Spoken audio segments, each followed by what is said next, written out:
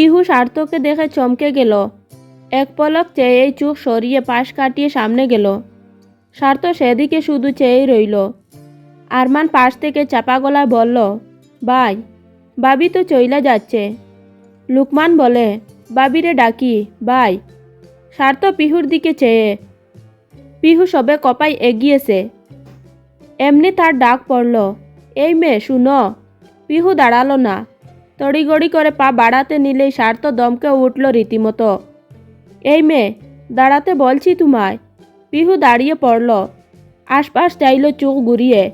তখন ও রাস্তায় তেমন মানুষ নেই। পিহু স্বস্তি পেল। সে পিছু মুড়তেই লোকটা আবার ও ডাকলো, এদিকে এসো। পিহু কপাল কুঁচকায়।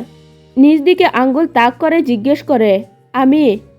স্বার্থের হাস্যহীন নিরেট প্রত্যুত্তর, আর কাউকে তো রাস্তায় আর আমার আশেপাশে দেখছি না। পিহু অপমানিত বোধ করল। স্বার্থ গাড়িতে টেস্ট দিয়ে দাঁড়ালো। দু আঙ্গুল তুলে ইশারায় ওকে সামনে ডাকলো। মেয়েটা বয়ে তটস্থ হলো। আশপাশে চোখ ঘুরিয়ে চাইল তরিতে। তখনই আরমান ডাকলো, বাবি, দাঁড়িয়ে আসেন কেন? আসেন না। স্বার্থ নজর নিরেট। তীক্ষ্ণ চোখ জোড়া পিহুর মুখে কয়েদি। পিহু গুটিসুটি মেরে এগিয়ে এলো। দু হাতের দূরত্ব নিয়ে মুখোমুখি দাঁড়াতেই স্বার্থ হেক করে উঠল, ওখানে দাঁড়িয়েছো কেন? কাছে আসলে কি গা জ্বলে যাবে, নাকি চামড়া খসে পড়বে? অদ্ভুত, বেশ অদ্ভুত। পিহু হতবাক হয়ে গেল। উনি স্বার্থ ভাই? কি করে? পিহুর নিজের কান চোখে বিশ্বাস হলো না। স্বার্থ ভাই এত নির্লজ্জ নয়। এমন অসভ্যতামু রাস্তার মাঝে করার মতো ও লোক তিনি নয়। এসব কি হচ্ছে? পিহুর কান জারা জারা করে উঠল। স্পষ্ট স্বরে বলে উঠল, আশ্চর্য, কি এসব কথাবার্তা এগুলো? কণ্ঠস্বর নড়বড়ে তার।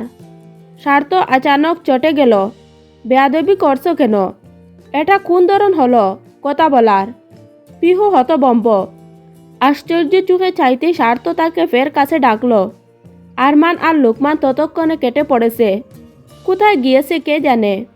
পুরো রাস্তা তখন ফাঁকা। দূর অম্বরে তখন সূর্যিমামার বিক্ষিপ্ত বিচরণ। বিক্ষুব্ধ মেজাজটা ঠিক কী কারণে হলো সে প্রশ্ন বাহুল্য। জনমানব শূন্য রাস্তার মাঝে গাড়িয়ে বনেটে বসে উগ্র ছেলেটার সামনে এমন ভয়ে তটস্থ জ্বরসহ হয়ে দাঁড়িয়ে থাকা মেয়েটাকে দেখে কেউ ভেবে নিল এখানে উশৃঙ্খল কেন কর্মকাণ্ড ঘটেছে। অবশ্য পিহুর কাছে এও কম কি। এসব বিশ্রী কাণ্ড তার সাথে জন্মে ঘটেনি। পিহুর কান্না পেয়ে গেল। আচমকা কণ্ঠে রুশ এলো। চটে যাওয়া মেজাজ তেতে উঠল। তর্জনী তুলে কেপাটে গলা বলতে লাগলো, সমস্যা কি আপনার? আবার এসেছেন কেন? কি চান আপনি?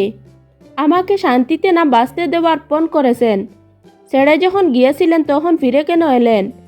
স্বার্থ নিরুপায়। পিহুর রাগ বেড়ে গেল তরতরিয়ে। মাথা থেকে পায়ের তালু পর্যন্ত রক্ত যেন টকবক করে ফুটতে লাগলো। মুখ রাগে লাল। দেখুন। স্বার্থ কথা টেনে নিল অমনি। দেখাও। পিহু তৎমত খেল। আশ্চর্য হয়ে বলল, কি? স্বার্থর মুখে তখন ও বিশেষ ভাব নেই। বড্ড সাবলীল গলায় ও বলল, সেটা আমি কি করে বলবো বলো? তুমি কি দেখাতে চাও আমি কি তা জানি বলো? শুনেই তাকালো পিহু। জহুরি চোখ পড়তেই নজরে এলো স্বার্থর টুটের কোণের অতি শুকনো পিছলে হাসি। ও তৎমেত কইল আরেক দফা।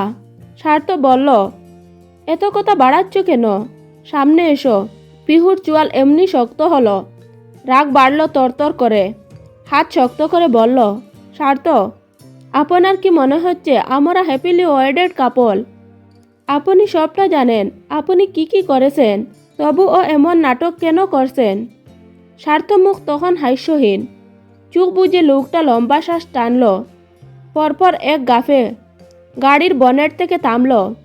থামাটু মুখটায় তখন অদ্ভুত কাঠিন্য। পিহুর মুখ তখন লাল রুদে। সঙ্গের আগে ও স্বার্থ 3 পা এগিয়ে এলো।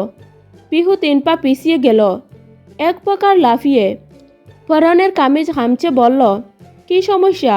দূরে থেকে কথা বলেন। কি চাও এখন? পিহু আশ্চর্য হলো। বিস্ময়ে হতহিব্বল সে। কি চাই মানে? কি চাইব আমি? উল্টো আমার বলা উচিত আপনি কি চাইছেন, যে এমন বহাটের মতো আমার পিছে গুড়গুড় করছেন, আমাকে বিরক্ত করছেন। স্বার্থ আশ্চর্য চোখে তাকালো। আমি বহাটের মতো করছি? অবশ্যই করছেন। রাস্তার একটা মেয়েকে এমন হ্যারাস করা কোথাকার সাধুবাদিতা? আপনার কি মনে হয় আমি কিচ্ছু বুঝি না? কিচ্ছু জানি না আমি? প্রতিদিন যে এরকম রাস্তায় আমার বাড়ির সামনে দাঁড়িয়ে থাকেন, ইভেন আমার ভার্সিটি অবধি ও পৌঁছে গিয়েছেন আপনি। আচ্ছা বেয়াদব লোক তো আপনি। পিহু বেশি বলছো না? অবশ্যই না। স্বার্থ আশ্চর্য চোখে তাকিয়ে রইল। কিছুক্ষণ চেয়ে থেকেই দু হাতে গার্ড ডলতে লাগলো। চোখ উঁচিয়ে চাইতেই পিহু আটকে উঠল। কেমন করে তাকিয়েছে লোকটা। পিহুর মনে হলো তার ভেতরকার আত্মাটুকু উড়ে যাবে। কি ভয়ঙ্কর নজর। স্বার্থ এগিয়ে এলো। তার আগানোর তালে পিহু পিছিয়ে যেতে লাগলো। এক যাত্রায় সে থেমে গেল। স্বার্থ মুখোমুখি হলো। তাদের দূরত্ব তখন এক হাতের মতো। স্বার্থ তীক্ষ্ণ চোখে তাকালে পিহু চোয়াল শক্ত করল। পাশে তখন ফাঁকা জায়গা। পিহু চটজলদি তড়িগড়ি করে পাশ কাটাতে নিলেই স্বার্থ তার কাঁধের ব্যাগ টেনে ধরল। আচমকা কর্মে পিহু হতবাক। দাঁড়িয়ে পড়ল টান পড়তেই। ব্যাগের ফিতা কাঁধে চেপে ধরলেই স্বার্থ আরও জুড়ে জুড়ে টান বসালো। মুহূর্তে মেয়েটা সমুদ্র জোয়ার আছড়ে পড়ার মতো আছড়ে পড়ল স্বার্থের বুকে। পিহু আশ্চর্য হলো।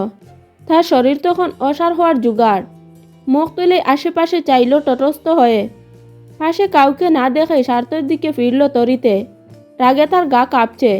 শরীরের রক্ত টক বগিয়ে উঠল। নাকের পাটা ফুটিয়ে বলল, কি করছেন আপনি? ছাড়ুন আমাকে। পিহু হাত ছাড়াতে নিল স্বার্থ আর জুড়ে তার হাত চেপে ধরল। মাথা ঝুঁকিয়ে তার মুখোমুখি হয়ে দাঁত পিষল।